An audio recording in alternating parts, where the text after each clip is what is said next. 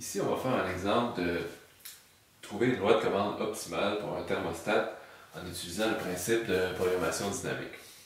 Donc le système qu'on va regarder, ce sera un système de chauffage où on a une maison où son état, c'est la température à l'intérieur de la maison.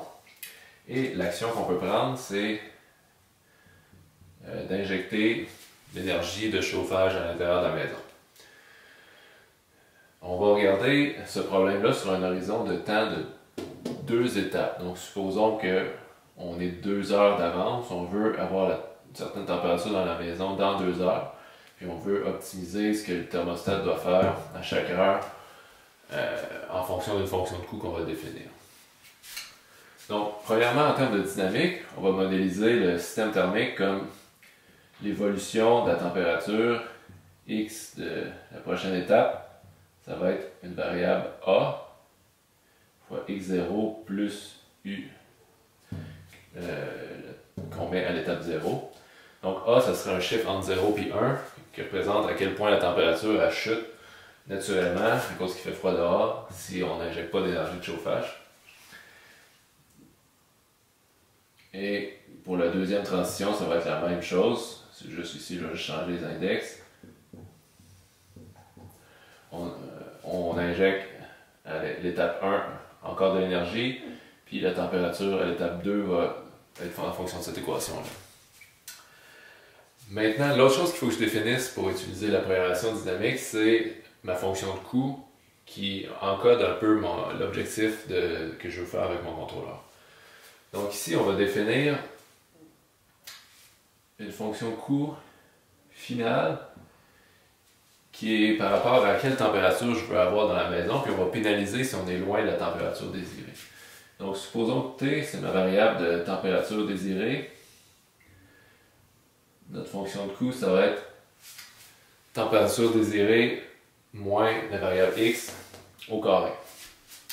Et on va pénaliser deux autres choses, à l'étape 0 et à l'étape 1, qui va être l'énergie utilisée. Donc l'énergie à l'étape 0 et l'énergie à l'étape 1. Donc on a une fonction de coût additive. On veut minimiser l'énergie de chauffage utilisée à cette étape-là, l'énergie de chauffage utilisée ici.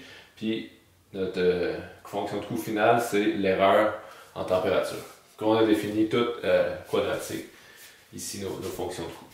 On va voir que quand c'est quadratique, c'est plus facile d'avoir des solutions analytiques.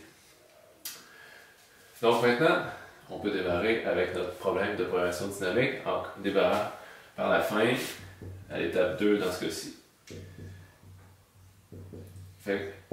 Ça va être quoi la fonction de coût à venir à l'étape finale? C'est tout simplement la fonction G2 qui est ici T moins X2 à la 2. Ensuite, les choses commencent à être intéressantes. On va regarder à l'étape 1, qu'est-ce qui est optimal de faire ici. Donc le coût à venir, on va optimiser à l'étape 1, qui va dépendre de notre température à l'étape 1. Ça va être le minimum en fonction de nos possibilités de quelle énergie on peut injecter à l'étape 1. De ici G1 plus G2 de X2. En fait, je vais l'appeler J2. Fait que ça, c'est ce qu'on vient de calculer avant, puis ça, c'est le coût instantané à l'étape 1. Donc ici, G1, ça va être U1 à la 2, plus ici, je vais avoir T moins X2 au carré. Ça va être X2. Je ne l'ai pas écrit tout de suite parce qu'on va tout de suite substituer X2 par l'équation de notre dynamique. Donc, sachant l'état actuel et l'action qu'on prend, on peut substituer X2 par A X1 plus U1, ici comme ça. Donc, maintenant,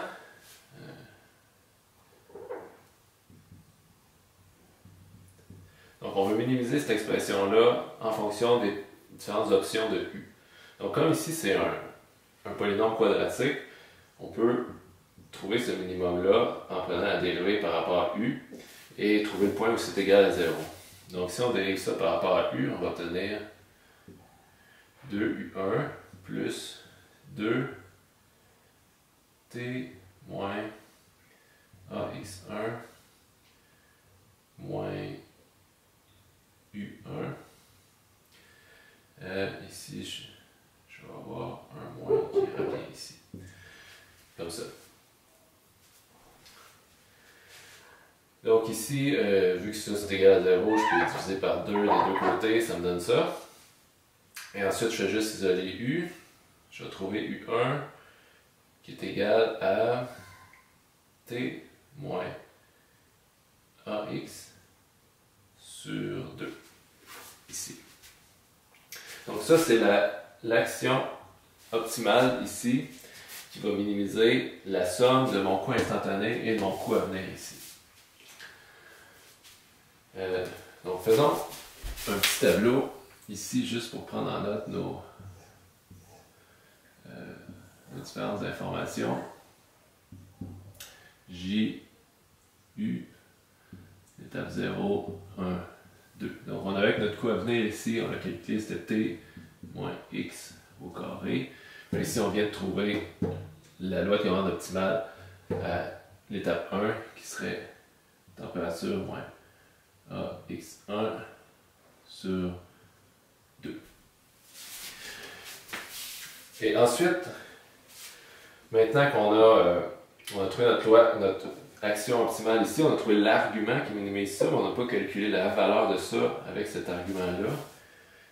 Donc si on remplace ça ici, dans l'expression ici, on va trouver que ça c'est T moins AX sur 2 à la 2. Donc U1, j'ai pris ça, je l'ai mis ici, on met au carré. Plus, là, ici j'ai T moins AX1 moins, là ici je mets mon terme comme ça, T moins AX sur 2. Et tout ça au carré comme ça. Et ici on voit qu'en fait, ça c'est comme, j'ai une fois ce terme-là, moins une demi ce terme-là. Donc tout ça c'est égal en fait à juste plus une demi ce terme-là. Ce qui donne que c'est la même chose que l'autre bord ici. Donc j'ai deux fois cette parenthèse-là au carré. Puis si je distribue le carré au dénominateur ici, ça me donne 4. Donc j'ai 2 sur 4. Ce qui va faire juste une demi. Ça au carré comme ça. Fait que mon coût à venir optimal, si je prends cette action-là à l'étape ici, ça va être T moins AX1 sur 2, ça au carré. Ici. Donc, sachant le coût à venir à l'étape 1, je peux remonter en arrière et aller calculer ce qui est optimal de faire à l'étape N-1. Donc ici, si je calcule pour J0 en fonction de X0, je vais avoir le minimum en fonction de U0 de la somme de deux choses. Je vais avoir le G, c'est ici U0 à la 2, plus, là j'ai ce terme-là, T moins A,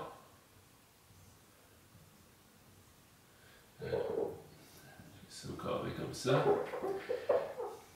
Ça c'est le coût à venir à l'étape 1. Et j'ai laissé en parenthèse le X. En fait, ça c'est X1 ici. Parce que ici, je vais le définir en fonction de la dynamique qui est AX. Je commence à être serré ici. AX0 plus U0. Tout ça est à la 2. Comme ça. Donc on voit ici qu'on a encore un truc quadratique. On peut encore prendre la même approche. On va dériver par rapport à U0. Donc si je prends la dérivée, ça me donne 2U0. Si je prends la dérivée de ça, ça va me donner plus t moins a à la 2 x0 moins AU, tout ça fois moins A, fait que moins A ici. Donc, si j'arrange tout ça ensemble, je vais avoir 2 plus A à la 2 U moins AT,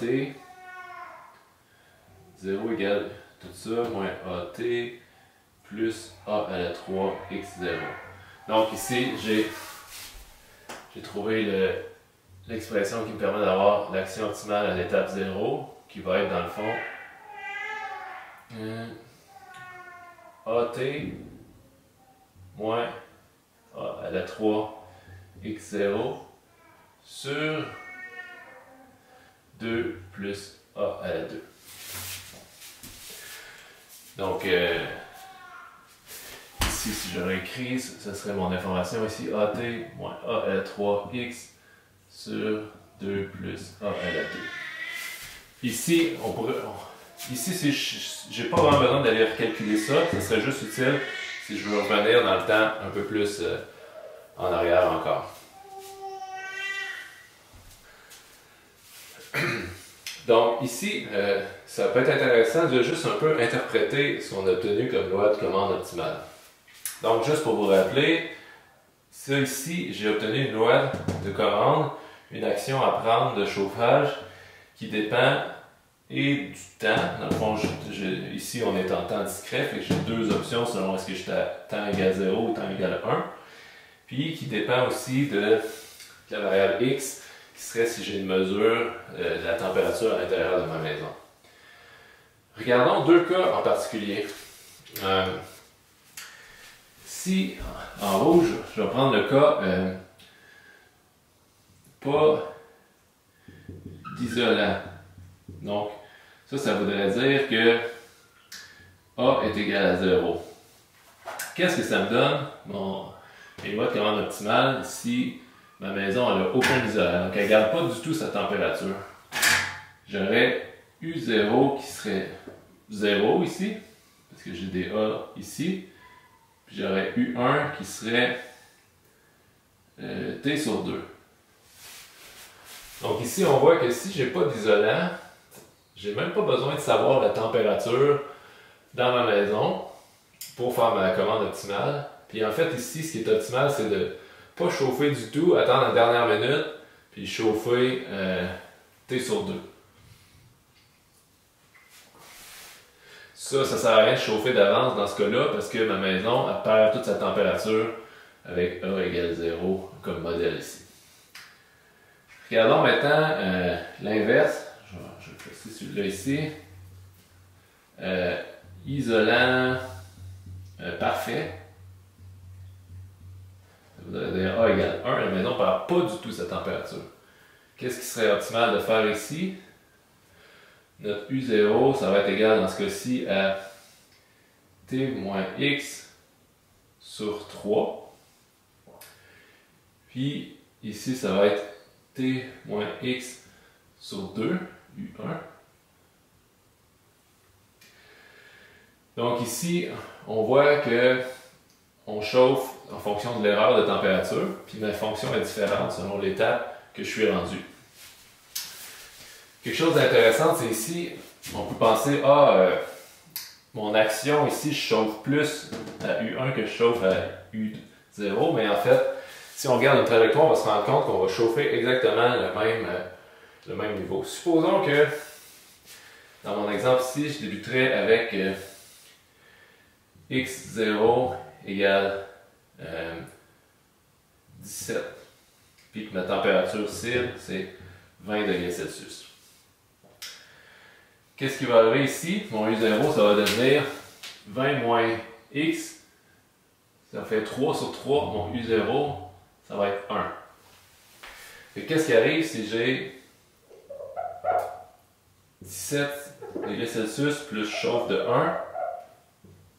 Mon X1, ça va devenir 18.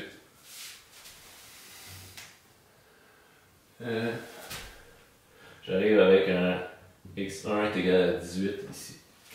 Si je mets 18 ici, je regarde, oh, 20 moins 18, 2 sur 2, on va avoir U1, c'est encore égal à 1. Ici, j'ai 18 plus 1, je vais me ramasser avec un x2 est égal à 19. Puis regardons c'est quoi le coût que j'ai encouru avec cette trajectoire-là. J'ai chauffé de 1, donc 1 à la 2, j'ai payé un coût instantané à l'étape 0 de 1. À l'étape 2, j'ai chauffé de 1, j'ai encore payé un coût instantané de 1. Puis mon coût final, j'ai 20 moins 19, 1 à la 2. Mon coût final, c'est aussi de 1. Fait qu'on voit que avec une fonction de coût quadratique, c'est plus pénalisant d'avoir une grosse erreur à un moment donné ou une grosse pénalité à cause du quadratique à un instant puis d'en avoir de plus petites à un autre instant. Le mieux à faire, c'est de niveler pour que ce soit le moins possible également à toutes les étapes. Donc, c'est un petit exemple de programmation dynamique appliqué à un cas simplifié où ici, à cause de la forme quadratique de la fonction de coût et de la forme linéaire de la dynamique, on est capable de trouver une solution analytique ici.